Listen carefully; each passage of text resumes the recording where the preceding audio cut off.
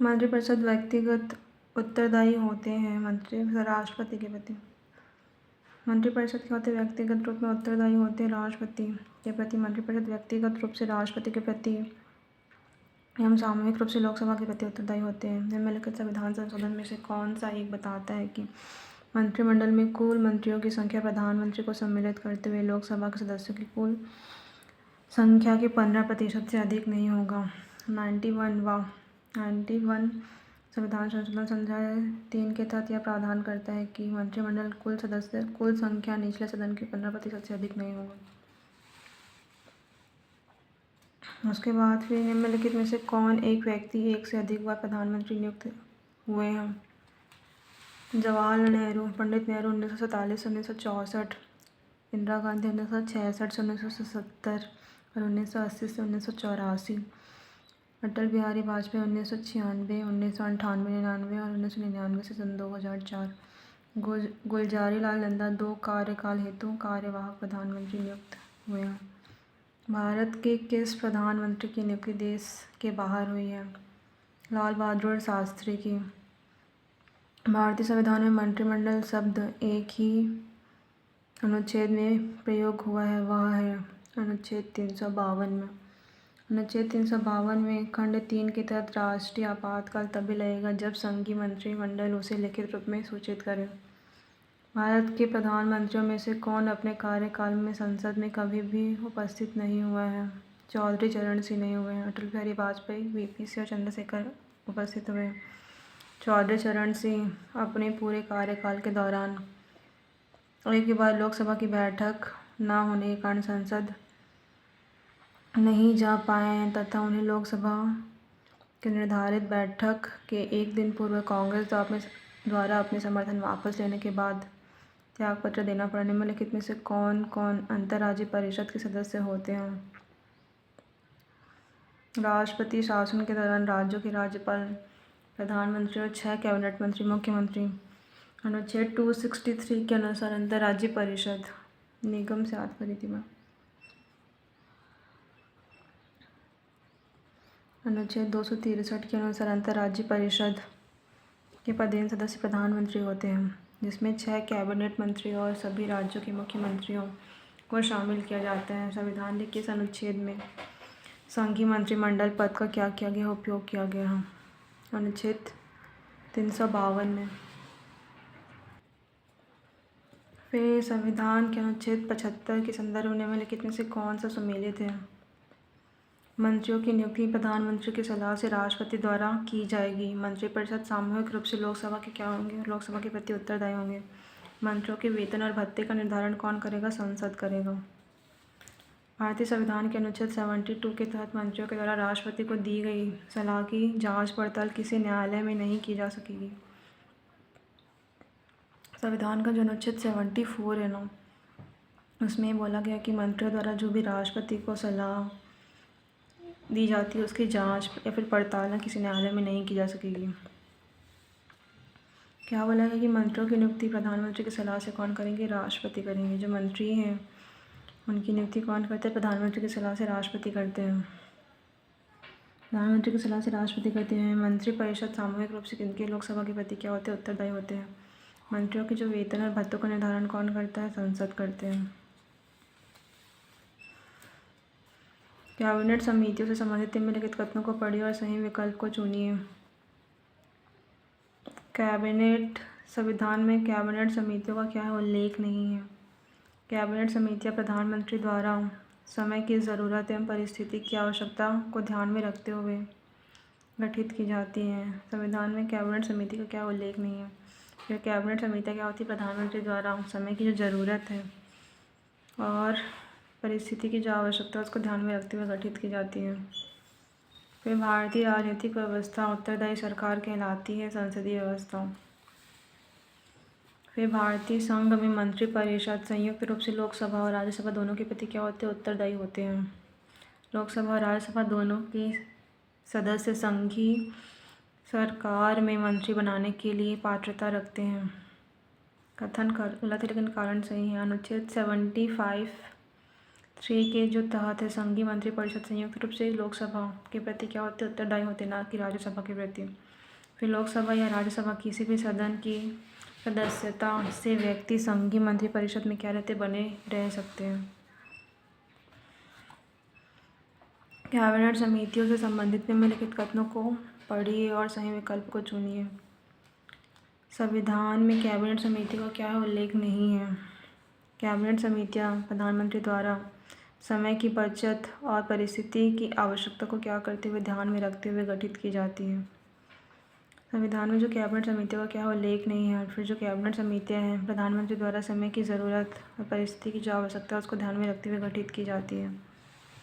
Cabinet समिति संविधान में क्या है इसका उल्लेख नहीं है। यह क्या है गैर संवैधानिक संगठन है।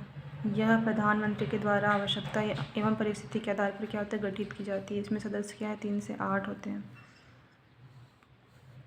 किसी भी समिति में प्रधानमंत्री सदस्य हो तो वह समिति का क्या होगा अध्यक्ष होगा।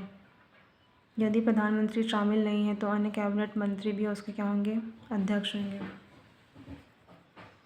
यदि प्रधानमंत्री शामिल नहीं है तो अन्य कैबिनेट मंत्री क्या होते हैं इसके अध्यक्ष होते हैं। वर्तमान संशोधन के तहत इसकी अध्यक्षता रक्षा मंत्री के द्वारा भी की जाती है। पूर्व में गृह मंत्री वित्त मंत्री भी क्या थे इसकी अध्यक्षता करते थे।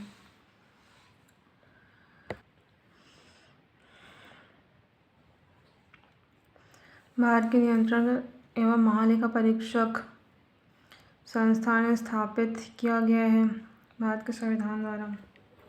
भारत के नियंत्रक एवं महालेखा परीक्षक संस्थान स्थापित किया गया है भारत के संविधान द्वारा। अनुच्छेद 148 के तहत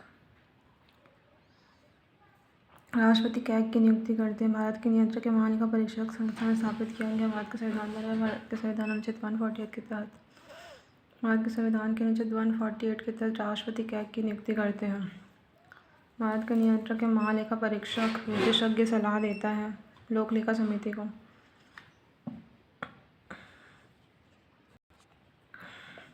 भारत का नियंत्रक एवं महालेखा परीक्षक विशेषज्ञ सलाह देता है लोक लेखा समिति को। बजट में दिए गए राशि का सही व्यय का लेखा जोखा भारत के नियंत्रक का महालेखा परीक्षक द्वारा क्या होता है किया जाता है, जो अपनी रिपोर्ट राष्ट्रपति को सौंपते हैं।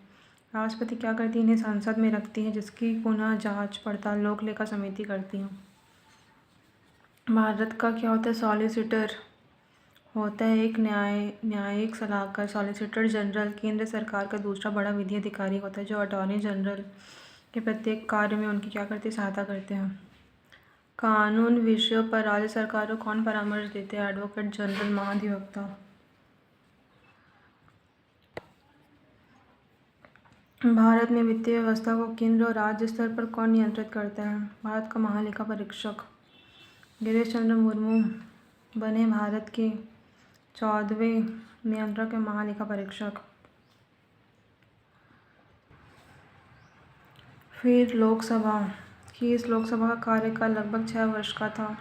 पांचवी लोकसभा का कार्यकाल 1971 से 1970 तक था जिसे एक वर्ष के लिए 2 बार बढ़ाया गया।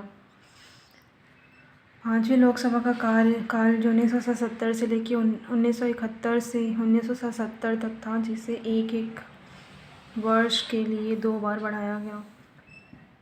यदि कोई व्यक्ति लोकसभा और राज्य विधानसभा के लिए एक साथ निर्वाचित हो जाता है और 14 दिनों के भीतर वह विधानसभा से त्यागपत्र नहीं देता तो क्या होगा, लोकसभा में उसका स्थान रिक्त हो जाएगा।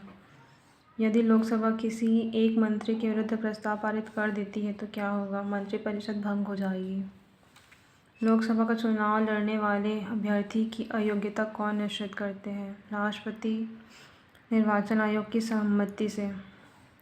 लोकसभा का चुनाव लड़ने वाले अभ्यर्थी की अयोग्यता कौन निश्चित करते हैं, राष्ट्रपति निर्वाचन आयोग की सम्मति से। भारतीय संविधान का जो अनुच्छेद 103 के तहत निर्वाचन आयोग की सम्मति से राष्ट्रपति अभ्यर्थी की योग्यताएं निश्चित करते हैं। संसद के विषय में संविधान में क्या उल्लेखित है, संसद के 2 सदन होंगे, केवल यही उल्लेखित है। किसी विषय में राज्यसभा, फिर किस विषय में राज्यसभा लोकसभा के समान या अधिक शक्तिशाली होंगे, डिलीट कर दिए इसको। राष्ट्रपति संविधान के किस अनुच्छेद के अंतर्गत लोकसभा को भंग कर सकते हैं, अनुच्छेद 85। भारतीय जो संविधान का अनुच्छेद 85 के तहत राष्ट्रपति लोकसभा को भंग कर सकता है। लोकसभा चुनाव के संदर्भ में निम्न में से कौन सा सुमेलित नहीं है? 1979, 1997 और 2003 सुमेलित नहीं है। ठीक है, किस कॉन्टेक्स्ट में पूछा गया चेक करना पड़ेगा। कौन सा सुमेलित नहीं है? 1 और 2 लोकसभा और राज्य विधानसभा सुमेलित नहीं है, क्योंकि ये क्या होता है, जनता द्वारा चुने गए प्रतिनिधि रहते हैं इसमें। राज्यसभा में, राज्य विधानसभा में राष्ट्रपति और उपराष्ट्रपति, इनका क्या होता है, ये दिया भी है एक्सप्लेनेशन की। लोकसभा और राज्य विधानसभा में सदस्यों का निर्वाचन जनता द्वारा प्रत्यक्ष रूप से किया जाता है, शेष का अप्रत्यक्ष रूप से निर्वाचन होता है। फिर आंध्र प्रदेश, आंध्र प्रदेश में क्या है, लोकसभा सीट, लोकसभा में राज्यों के प्रतिनिधित्व को सुमेलित कीजिए। ठीक है, आंध्र सभा में कितने सदस्य हैं? 25। तमिलनाडु में लोकसभा में राज्यों के प्रतिनिधित्व को सम्मिलित कीजिए। आंध्र सभा, आंध्र प्रदेश में कितनी है? वो छत्तीसगढ़ में कितने लोकसभा? टोटल 11 है।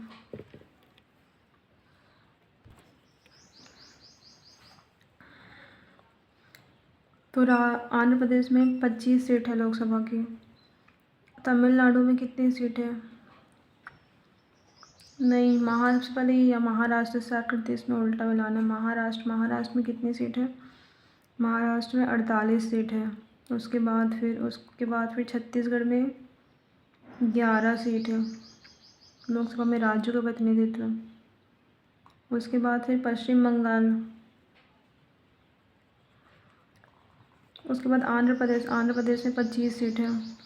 उसके बाद फिर पश्चिम बंगाल में 42 सीट है और तमिलनाडु में 39। ये सही लिखा। आंध्र प्रदेश में 25 है, तमिलनाडु में 39 है, महाराष्ट्र में 48 है, छत्तीसगढ़ में 11 है और पश्चिम बंगाल में 42 है।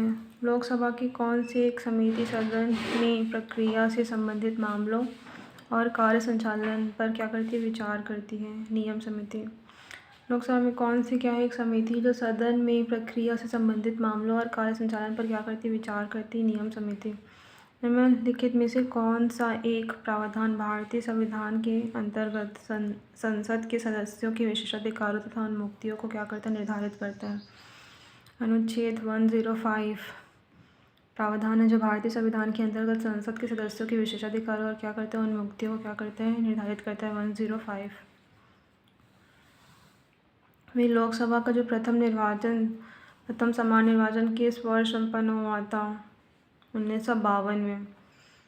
प्रथम आम चुनाव 25 अक्टूबर 1951 से लेकर 21 अक्टूबर 1952 तक चला, जिसमें लोकसभा का प्रथम सामान्य निर्वाचन किस वर्ष संपन्न हुआ था? 1952 में। प्रथम आम चुनाव 25 अक्टूबर 1951 से लेकर 21 अक्टूबर 1952 तक चला, जिसमें कुल 489 सीटों पर चुनाव हुए। प्रथम लोकसभा का गठन 17 अप्रैल 1952 को हुआ, जिसका प्रथम अधिवेशन 13 मई 1952 को हुआ।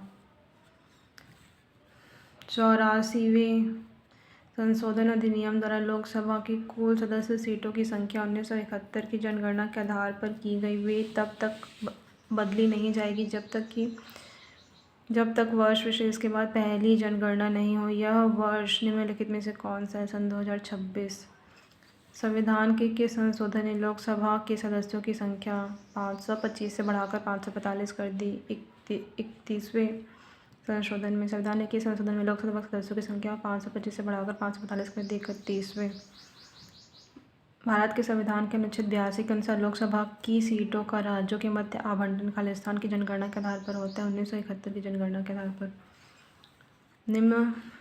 निम्न में से किस राज्य की लोकसभा में अनुसूचित जाति और अनुसूचित जनजाति के लिए आरक्षण नहीं है?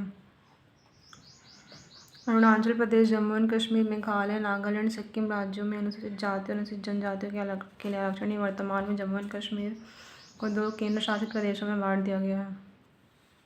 निम्नांकित राज्यों में किसमें अनुसूचित जनजातियों के लिए लोकसभा में स्थान आरक्षित नहीं है? केरल, तमिलनाडु में नहीं, कर्नाटक, केरल, तमिलनाडु और कर्नाटक में।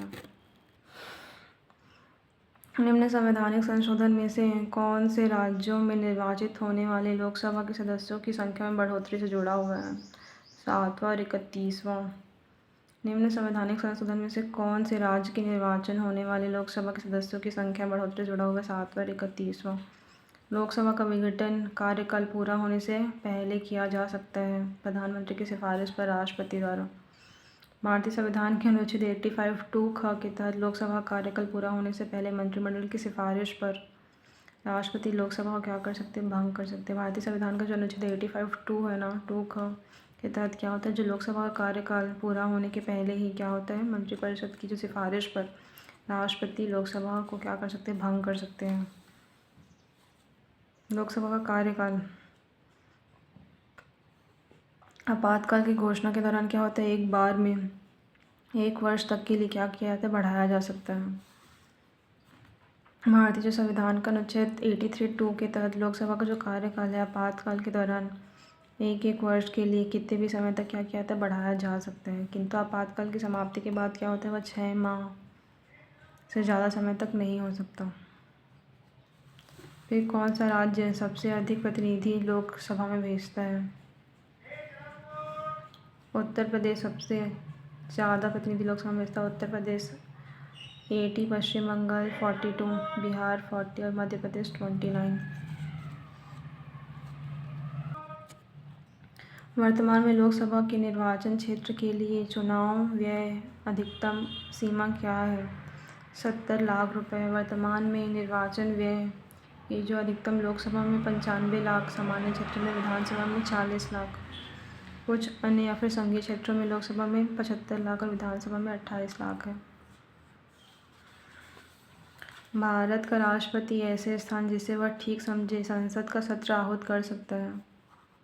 ठीक है, भारत का संविधान 1 वर्ष में संसद के तीनों सत्रों का प्रावधान करता है, किंतु सभी सत्रों पर चलाया जाना क्या है? अनिवार्य नहीं है। भारत का जो राष्ट्रपति है ऐसे स्थान जिसे वह ठीक समझे संसद का क्या होता है? सत्र आहूत करने के लिए बोल सकते हैं। भारत का जो संविधान है 1 वर्ष में संसद के तीनों सत्रों का क्या करता है? प्रावधान करता है, किंतु सभी सत्रों का क्या है? चलाया जाना अनिवार्य नहीं है। दूसरा स्टेटमेंट गलत है।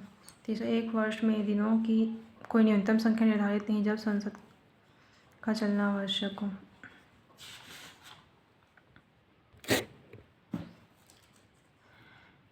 सही क्या है? लोकसभा को संचित निधि पर भारित व्यय पर मत देने का क्या है? अधिकार नहीं होता। लोकसभा को संचित निधि पर भारित व्यय पर बहस करने का अधिकार होता है। दोनों सही। लोकसभा को क्या होता है, जो संचित निधि पर भारित व्यय है उस पर मत नहीं दे सकते, लेकिन संचित निधि पर बहस कर सकते हैं। संचित निधि के संबंध में क्या निम्नलिखित प्रक्रिया है? लोकसभा राशि में कटौती क्या करते नहीं कर सकती। लोकसभा जो राशि है उसमें कटौती नहीं कर सकती। लोकसभा इस पर क्या करती है? मतदान भी नहीं कर सकती।